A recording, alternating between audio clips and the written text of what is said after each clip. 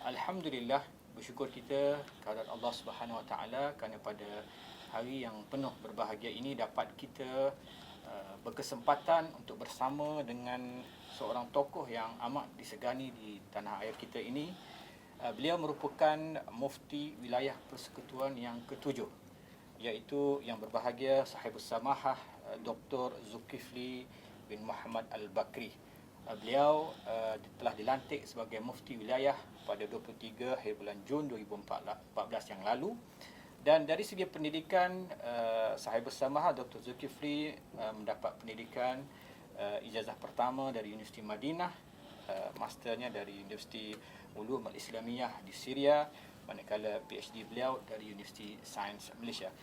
Dan pada hari ini kita akan meneramah beliau untuk mendapatkan sedikit pandangan dan dari segi misi dan visi beliau sebagai mufti wilayah persekutuan yang baru.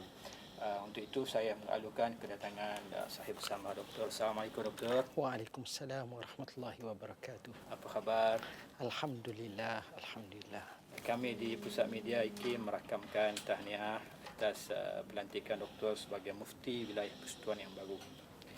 Dan untuk permulaan ini mungkin Doktor boleh jelaskan dari segi apakah yang ingin Doktor laksanakan, misi dan visi Doktor sebagai mufti yang baru dalam memartabatkan institusi mufti di negara kita ini. Silakan. Terima kasih Dr. Ni Raskiman. Assalamualaikum warahmatullahi wabarakatuh. Alhamdulillahi rabbil alamin, wassalatu wassalamu ala asyrafil anbiya'i wal mursalin wa ala alihi wa sahbihi ajma'in. Pertamanya saya ucapkan terima kasih atas kunjungan dan pertemuan yang mulia ini, yang saya anggap sebagai pertemuan mahabbah untuk sama-sama kita bersua muka, berbincang, berdiskusi dan juga berhiwar dalam mencari satu natijah yang baik dalam kehidupan kita ini dalam memartabatkan agama Islam.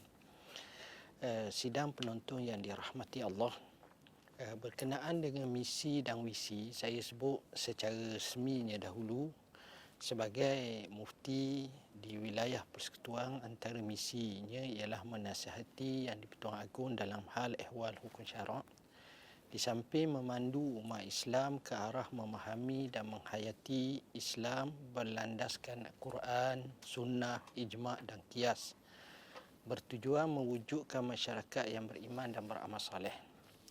Berkenaan dengan visi jabatan ini pula, kita nak menjadikan institusi fatwa yang berwibawa, efisien dan sistematik dalam menyelesaikan masalah masyarakat Islam di wilayah persekutuan, merangkumi aspek akidah, syariah, ibadat, sosial, ekonomi, keuangan dan hukum semasa.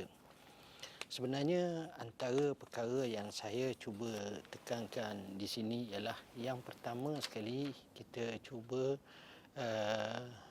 mengemaskinikan tenaga yang sedia ada dari sudut kita maksimumkan penggunaannya.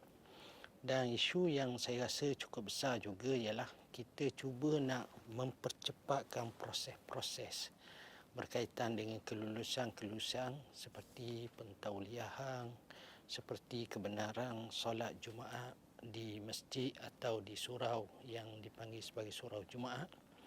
Dan begitu juga beberapa isu-isu yang memerlukan kepada kefatwaan yang dianggap sebagai irsyad hukum atau menjawab hukum. Dalam masalah-masalah seperti ini kita akan cuba percepatkannya. Saat yang sama kita nak memasyarakatkan fatwa dan nak mengfatwakan kepada masyarakat supaya masyarakat kenal, khususnya di wilayah persekutuan ini, peranan pejabat mufti ini agar mereka faham. Jadi antaranya kita menggunakan sebarang media massa daripada laman web sesawang kita, di mana kita akan perkasakannya dan kita bercadang untuk menyelesaikan permasalahan ini sama ada dalam bentuk kita panggil bayanul linnas, sebagai maksudnya lebih kurang kepada kenyataan umum mufti. Dalam isu-isu global kita kata bayanul linnas. Sebagai contohnya isu seperti seseorang yang pergi berjihad di Syria, seperti isu macam mana nak bergabung dengan ISIS dan sebagainya. Maka kita buat kenyataan rasmi dalam isu ni.